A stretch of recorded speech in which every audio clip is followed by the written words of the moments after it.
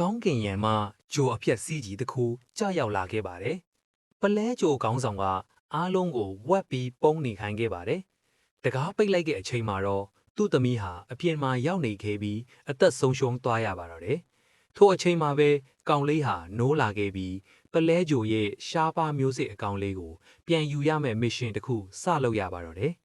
ကောင်လေးကလက်ထဲမှာ4000 box တစ်ခုထည့်ကကိုဖျောက်ထားပြီးဂျိုသားတွေအလဲအလွယ်လုတ်တဲ့နေရာကိုတိတ်တဆိတ်သွားခဲ့ပါတယ်။သူတို့အချင်းချင်းစကားပြောနေကြတော့အကုန်လုံးတနစ်တွေနဲ့ချိန်ထားချိန်မှာကောင်လေးကဂျိုသားကို4000 box လက်နက်နဲ့ချိန်ထားလိုက်ပြီးအလဲအလွယ်ပစ္စည်းကိုယူပြီးသွားခဲ့တယ်။ထို့အချိန်ဂျိုသားခွေးတကောင်ကလှမ်းကိုက်လိုက်ပြီးအပိတခက်တီစတင်ဖြစ်ပွားသွားတော့တာပါပဲ။ကောင်လေးနဲ့ဒုက္ခရောက်တော့တာပါပဲ။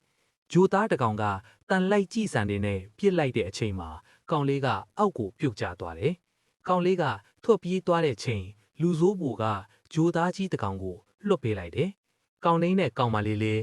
လာကယ်မဲ့လေရင်ပေါ်လာပြီးအလင်းအမြန်ပြေးခုန်တက်လိုက်ကရင်ကအရှိန်နဲ့မောင်းပြီးလွတ်မြောက်သွားခဲ့ပါတော့တယ်။